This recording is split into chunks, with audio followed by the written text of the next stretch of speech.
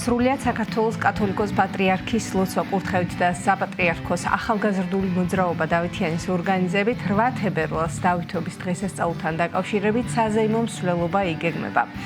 აღმაშენებლის გამზირიდან ყოვლადწმინდა სამების სახელობის საპატრიარქო ტაძრისკენ დეტალებზე უფრო ცლად ან როგორ მოხდება მსვლელობა და ასე შემდგომ, რა თქმა უნდა, ჩვენი სტუმრების მეშვეობით შევიტყობთ. გვესაუბრებიან ყოვლადწმინდა სამების სახელობის საპატრიარქო ტაძრის ღვთისმსახური არქიმანდრიტი იოანე მჭედლიშვილი და ახალგაზრდული მოძრაობა დავითიანის პრეზიდენტი კოტე სვანიძე. დილამშვიდობის, მადლობას მოგახსენებთ მოგზაურობის.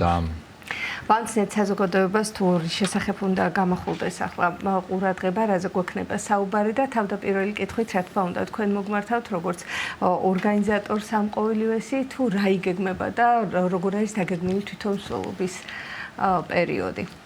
მადლობა, მივესალმებ თქვენს მაყურებელს. 8 თებერვალს სრულდება ოქროს ხანის დასაწყისიდან 900 წელი დავით მეფის ხსენების დღე. გვინდა რომ ესეთი დიდი პატივის მიგებით აღვნიშნოთ, განსაკუთრებით დავითიანს ძალიან დიდი პასუხისმგებლობა აქვს აღებული დავით მეფის წინაშე, როგორც ახალგაზრდული მოძრაობა დავითიანს, ჩვენ მის სახელის მატარებელი ვართ და გვინდა რომ ის ფასეულობები, რაც დავით მეფემ დაგვიტოვა, ჩვენი დედა ეკლესიის სიყვარულის, უფლის სიყვარულის, ქვეყნის სიყვარულის, გვინდა რომ ახალგაზრდებთან ერთად გამოვხატოთ ჩვენ წილად. ამასთან დაკავშირებით, უწმინდესი სულსაკურთხევით დაიგეგმა არაერთი ღონისძიება თბილისში და არა მარტო თბილისში.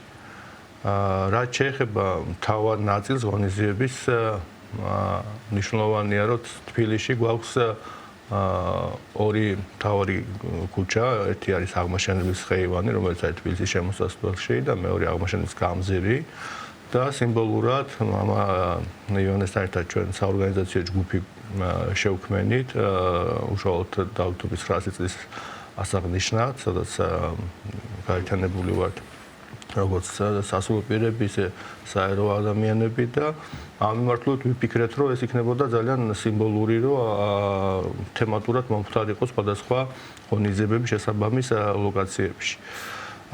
ყველაზე მნიშვნელოვანი რაც არის თავარი კულმინაციური ღონისძიება იქნება, ეს არის ლოცვითი მსვლელობა აღმაშენებლის გამზირიდან. ამ თემაზე მამა იონეც თავის უფრო ვისაუბრეთ, რა დატვირთვა აქ ამას. მე უფრო პირველ და ბოლო ნაწილზე ვისაუბრებ. ჩვენ ქალაქში ვიფიქრეთ, რომ რახან თბილი, როგორც დავით აღმაშენებელს ძალიან ბევრი ღვაწლი აქვს საქართველოს მიმართ და ასევე თბილისის მიმართ, ხო, დაგვიბრუნა თბილისი და აი სიმბოლურად ვიფიქრეთ, რომ ჩვენ თბილისში შემოსვლას ავტოკოლონებით და შესაბამისად ახალგაზრდებით და მისალოცი ესე რომ ვთქვათ, განწყობით, მოწოდებით, დიდგორიდან, დიდგორის გადასახლებიდან, ხო, სიმბოლურად შემოვალ დედაქალაქში და აღმაშენებლის ხევნის გავლით ცერემონიის გათვალისწინებით აღმაშენებლის ზეგთან მივაგებთ პატივს და დავაბრძანებთ სამეფო გვირგვინს, რომელიც ჯერ აქამდე არ ყოფილა ესეთი პრეცედენტი. ამის შემდგომ ქალაქში იქნება ასევე ავტოკოლონის ცვლილობა და შევუერთდებით უკვე აღმაშენებლის გამზირზე, სადაც ცვლილობა დაიწყება 2:30-ს. მანამდე გვექნება ჩვენ ეს დრო, ამ დროს მოხდება ქალაქის დალოცვა, ქუჩების კურთხევა და კმევა და ამით ამ განწყობას ვეცდებით, რომ მოსახლეობაში შემოვიდანოთ და სულობის შემდეგ, რომელიც აღმაშენებლის გამზირზე დაიწყება, აღევლინება უკვე არეკლესია, ამაზე მამა სამეფოში ხოთაძრებს დიახ და ბოლო ნაწილი იქნება, რომ აი ლოცვის შაბათი დღეა და ლოცვის სახურება არის თავისთავად და ლოცვის შემდგომ სამის ღიეზოში გვინდა ესე სტანთლებით, შირაღნებით გამოვსახოთ ახალგაზრდების დახმარებით ცოცხალი დიდი ჯვარი, ესე რომ ვთქვათ. ესეთ სიმბოლურად დავასრულოთ ეს ლამაზი შევაჯამოთ ამით. მამა იონი არაერთხელ ყოფილა თბილისში ზოგადად მიღებული პრაქტიკაა ლოცვითი მსვლელობა, როცა განსაკუთრებული დღესასწაულია ან კონკრეტული წმინდანის. ამ შემთხვევაში ჩვენი ქვეყნის, ჩვენი ისტორიის უდიდესი პიროვნებას უნდა მიუღოს პატივი. რა დატვირთვა აქვს ლოცვის მსვლელობას, ამაზეც გვითხარი და რა ფორმით წარიმართება ამ შემთხვევაში და შემდგომ უკვე პარაკლიზეს, რომელიც ესე იგი სულიერი კუთხით შეაჯამებს და აგვირგვინებს უკვე სამების საპატრიარქო ტაძარში. რა თქმა უნდა, ეკლესიის არსებობის მანძილზე ძალიან ხშირი არის ყველა ქვეყანაში, ყველა ადგილობრივ ტრადიციაში ეს ლიტანიობა და ლოცვითი მსვლელობები და საბერძნეთში ორკესტრი დადიან ხოლმე და რაღაცა შემოსილები და ძალიან უხდება განსაკუთრებულ განწყობას და განსაკუთრებულ ზეიმურობას ძენს ეს დღესასწაულებს. ჩვენთანაც გვაქვს ალილოს ტრადიცია მსვლელობით. ახლა რამდენიმე წელია 17 მაისის მსვლელობა, სადაც უამრავი ადამიანი იღებს მონაწილეობას. ეს არის ერთმანეთთან სახალხო ზეიმოთი. რა თქმა უნდა და ეს და მთავრდება ყველა ეს ტაძარში მისვლი და პარაკლისის ეს არ არის მხოლოდ მსვლელობა, მთელი დანიშნულება არის და გაერთიანებული ხალხი მიბდის ტაძრისკენ მსვლელობით, ლოცვით და იქ უკვე პარაკლისები აღევლინება. ამ შემთხვევაში ესე იქნება 3 საათზე მღვდელმთავრები შეგებებიან წმინდა დავით აღმაშენებლის ხატს, ეს იქნება დავით აღმაშენებლის ხატის მსვლელობა და უკვე დაიწყება საზეიმო პარაკლისი, სამადლობელი პარაკლისი 900 წლის აღსანიშნავად. დიახ, რამდენ მნიშვნელოვანია საზოგადოების ჩართვა ასეთ დროს მამა ივანე და რის გამოხატულება ეს ერთგვარად?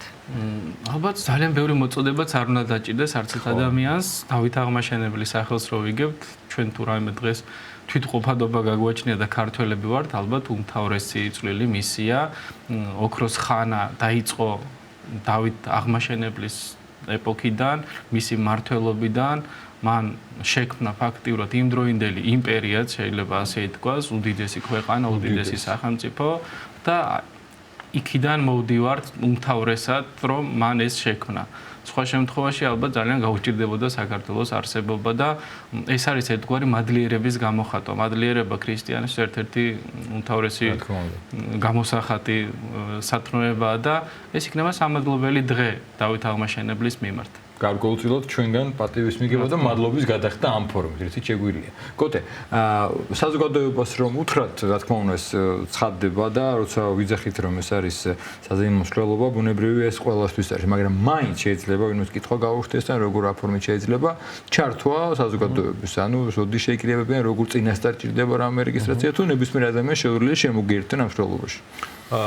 ბუნებრივია თავისთავად მსვლელობის სურვილებმა უმეტესწილად ვისაც ექნება ამის განცდა რომ მსვლელობაში მონაწილეობა მიიღოს სასრულიო პირველი საათიდან უკვე დაიწყო და ეს უკვე აღმაშენებლის გამზირზე 24 ყოლასთან დასაწყისში ვიცით ეს არის თამარ მეფის აღმაშენებლის კვეთა გამზირზე იქ არის ტაძარიც და არის დავით მეფის ფრესკაც არის იქვე და ეს ლოკაციაც შემთხვევით არ არის შერჩეული და მსახურებას ექნება საშუალება ადგილზე შეიკრიბოს. ჩვენ აქ ფიქრობთ რომ შემოგვიერთებიან ასევე ანსამბლები, ჩოხოსნები და ის თქვა ძალიან ისეთ საზეიმო სახე გვინდა მივცეთ რომ ეროვნული სამოსითაც და დროშებით და აი ამ ესე იგი სანახაობით იყოს გამდიდრებული ეს ჩვენ დღე და თვითონ ლოცვითის მსვლელობა და უშუალოდ აი დავამატებ რომ როცა სულობა და სამებას მივახლოვდება სამის ტაძარს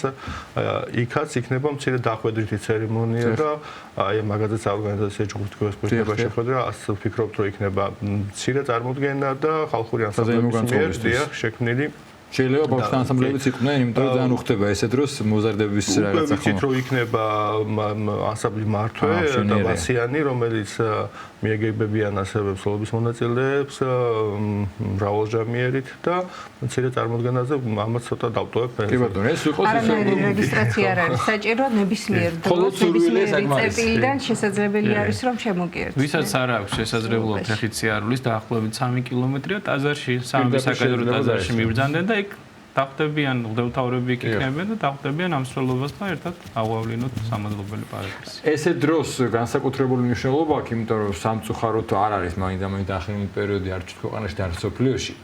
და ესე დროს ესეთ გაერთიანებულ ლოცვას ვიცით რომ განსაკუთრებული ძალა აქვს, ხო? და ამ კუთხითაც ძალიან მნიშვნელოვანია, იმიტომ რომ ემთხოვე ესე დროს, იმიტომ რომ დავით აღმაშენებლის გამეფთა ყველა ვიცით ახლა ჩვენ სხვა საზღვრის თემა რა პირობებში ჩაიბარა ქვეყანა და რა ქვეყანა დაგვიტოვა და როცა ასეთი მეფის დღეა, როცა ასეთი მეოხი ყავს და მას პატივს მივაგებთ, ამ დროს ალბათ განსაკუთრებით მნიშვნელოვანია საერთო ლოცვა ქვეყნისთვის და ამის საშუალება ამ საზეიმო განწყობის ფონად იძლევა და ჩვენ ვთქვით რომ ეს დაგვირგვინდება ლოცვით და მადლიერების მიგებით უფლისა და დავითის წინაშე და ამაზე გამომხვილოთ ყურადღება ამ დროს გაერთიანება რამდენად მნიშვნელოვანია. რა თქმა უნდა, მიუხედავად პოლონური შეხედულებისა. თვისაგან შეუძლებელი არაფერი არ არის, რაც ბრძანეთ ახლა რომ 1099 წელს გამეფდა და 125 წელს გარდა, სულ 35-36 წელი იმეფა და შექმნა არაფრისგან იმპერია. ეს ღვთისაგან შესაძლებელია და ადამიანების ერთობა, რა თქმა უნდა, თუ კი ვერ გააერთიანებდა ადამიანებს, ეს არ მოხდებოდა და ერთობას განსაკუთრებული დიდი ძალა აქვს ქრისტესში ერთობას, თუნდაც დავით აღმაშენებლის სარწმუნოებას რო შევეხოთ, ხო, ჯერ დიდგორის ბრძოლის წინ როგორ მიმართავს, რომ ქრისტეს მეომრები არიან, მისი ჯარისკაცები და არა მარტო მტერს, არამედ ეშმაკსაც კი დაამარცხებს ქრისტეს ძალით ადამიანთა ეს ჯარი თუ მოინდომებს და მისი გამოხატულება ღვთისადმი, მისი სინანულიც ღვთისადმი ეს ხო ძალიან მნიშვნელოვანია და თუ კი დავით აღმაშენებელი და რა თქმა უნდა ყოველთვის მისაბაძია, მისი სარწმუნოებაც მისაბაძი უნდა იყოს ადამიანისათვის, როგორი განსაკუთრებული იყო მისი სარწმუნოებაც. ხშირად არის ხოლმე რომ რაღაც ეკლესიის კრიტიკას მოაყოლებენ ხოლმე რუის ურბნისის კრება უნდა ჩატარდეს. დავით აღმაშენებლის სარწმუნება ეგ კონდეს იმ ადამიანს და მე თქვას რუის ურბნისის კრება ჩატარდეს, ხო? ეს უბრალოდ რაღაცა მხოლოდ ეკლესიის მაგრიტიკა რომ გამოდის აი რუის ურბნისის კრება უნდა ასე არ ხდება დავით აღმაშენებლის უახლოესი გარემოცვას უსასულიერო პირები ყავდა და მათ რჩევებს ითვალისწინებდა. კი ბატონო, ცხადია. კოტე, თქვენ როგორც ახალგაზრდული ორგანიზაციის და ახალგაზრდული მოძრაობის პრეზიდენტი, ძალიან კარგია რა თქმა უნდა, რომ ახალგაზრდები ჩართულები არიან მაქსიმალურად, მაგრამ აი არაერთი მსვლელობა გაგიმართავთ, ანუ თუ დღეს ეს სწავლულწლე ხო ხშირად მართავთ და თვითონ ახალგაზრდების გარეშეპირების არა თქვენ ორგანიზაციაზე არ არის საუბარი და თქვენს მოძრაობაზე, არამედ გარეშეპირების სიტუაცია მაინტერესებს, რამდენად არიან მოწადინებულები ხოლმე რომ ჩაერთონ ამ მსვლელობაში და რამდენად კი ერთდებიან მსვლელობის დროს. მადლობა ჩვენ გვახარებს, რომ ახალგაზრდების ამოკიდებულება ეკლესიის და არა მარტო ეკლესიის, ზოგადად ქვეყნის ეკლესიის ერთობაში ყოველთვის განსაკუთრებულ როლს იძენს. შესაბამისად, ჩვენი ბუნებრივია, ჩვენი მიზანია, რომ ახალგაზრდებს მაქსიმალურად მივცეთ ჩართვის საშუალება და სწორედ ამას ეწევა დავითიანი თავისუფლების განმავლობაში ამ მიზნის ხორჩესხმას ახორციელებს და წელსაც ვფიქრობთ, რომ ის ჩვენ სოციალურ ქსელში აქტიობები და ახალგაზრდების გამოხმაურება ჩართულობისა მაღალი იქნება და ამის საბაბს გვაძლევს მათი ჩართულობა როგორც შეტყობინებების სახით, ისე დაინტერესების სახით სხვადასხვა სასწავლებლებიდან იქნება თუ სკოლებიდან და ვფიქრობ, რომ ბევრს ექნება საშუალება, რომ ბევრი ახალგაზრდა იხილოს ჩვენს ღონისძიებას. დიდი მადლობა. დიდი მადლობა მობრძანებისთვის, წარმატებებს გისურვებთ. თქვენ კი შეგახსენებთ, რომ სტუდიის სტუმრები გახდნენ ყოვლადწმინდა სამების სახელობის საპატრიარქო ტაძრის ღვთისმსახური არქიმანდრიტი იოანე მჭედლიშვილი და ახალგაზრდული მოძრაობა დავითიანის პრეზიდენტი კოტე სვანაძე.